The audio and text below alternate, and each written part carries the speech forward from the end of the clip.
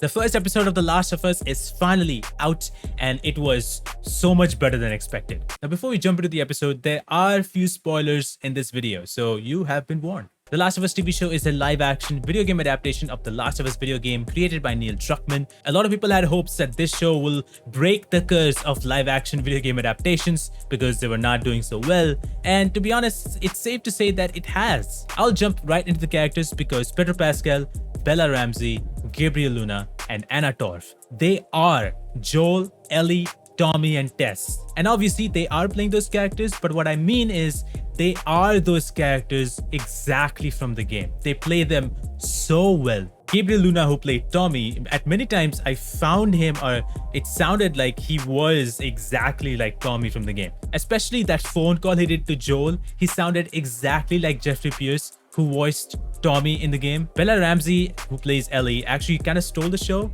because she is so active, she is so curious, and she is ready to swear to everyone. We got to see her interacting with Marlene for the first time, which is quite interesting because in the games we never got to see that. And speaking of that, Marlene, who was played by Merle Dandridge, actually played the same character in the game, so she knows that character more than anybody else. So her reprising her own character was pretty cool that she's been a part of since 2012-11, I guess. And we get to see a lot in this show because every single character gets extra storyline for their own character, which we never got to see in the game. Nico Parker, who played Sarah, actually had the same thing. We got to know who she interacts with, the neighbors, her going to the school and studying, and also going to a shop to fix her dad's watch. And then when the apocalypse actually happened, we again see from her perspective of what's happening, just like in the game. However, the game and the show are not exactly copy-paste. There are a lot of differences between these two things, and that's a good thing.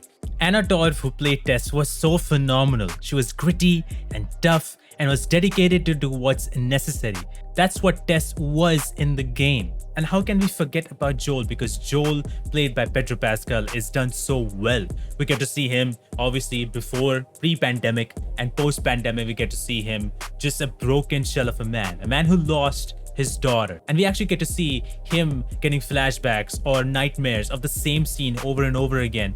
And that kind of becomes his reason for rage, his reason that he has lost hope in the world. Now, talking about the story, the one thing that I really like is the episode starts off with an interview talking about what is possible. What if a fungus can infect a human body in such a way that we lose control? I love the explanation as well, how ant was taken as an example of how the fungus interacts with the ant, and how maybe when the global warming is off the roof and the temperature has risen so much, the fungus will evolve on its own and maybe it's gonna affect human beings and there will be no cure about it. It sounded so much real that I was sort of terrified of what if it actually happens. And after that, the story is exactly the same as the game. But when the apocalypse literally starts, it's chaos, and that is presented so well. And we get to see that how cars are just going in any way direction that they can to find help or maybe get safe. We get to see planes just going very low, and one of them crashes, and that was an intense scene. This whole scene was so intense and nerve-wracking. The directors did such a great job in handling that scene and make us also feel that way. And as we know, Joel had to go through that moment, and that is an intense moment. Couple of reasons: because the music hits, and then Pedro Pascal's performance was absolutely insane. Even Nico Parker, who plays Sarah. But that moment, you cannot stop being emotional. It's just so well done. It was the same with the game, and it was same here. They destroyed our feelings once more. After we move ahead 20 years, we actually get to see how the world exactly is and how this Boston area is. What do people do in this area to get ration cards? What kind of jobs they have to do? The very interesting thing happened here is how they introduced a boy who walked towards the zone and they got him in, but he was infected. And the next scene was, unfortunately, the kid had to die because they cannot cure it. There is no cure. And then these guys have a job, who live there, have a job to throw these bodies and burn them. For anybody who has never seen The Last of Us, does not know anything about The Last of Us, I think this show will be very much compared to The Walking Dead in terms of how pacing is, because the pacing is very similar in both of these shows, again, in my opinion. The first episode obviously sets off this interaction with Joel and Ellie for the very first time and what's about to happen.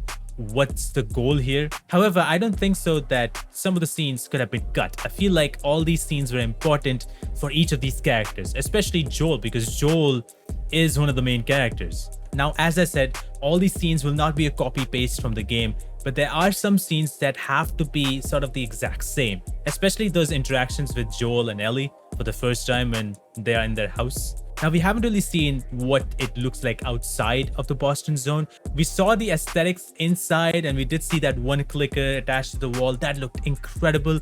Great textures, all of it looked incredible. But when you go outside in the world, how does it look? That has yet to be seen, especially when there's zombies and stuff around. And obviously, to make things even more better, Gustavo's original music piece is in this show, which made Last of Us what Last of Us is. It gives you all that emotional feeling coming right through you. Overall, for someone who has actually played the video game multiple times, this episode was solid. The characters were done so well. The story building is amazing. The world looks incredible.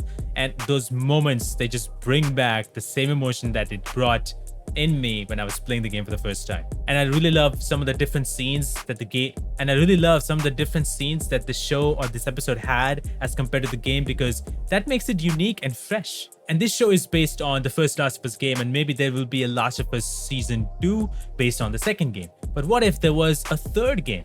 Well, check this video out to know what's happening in the third Last of Us game.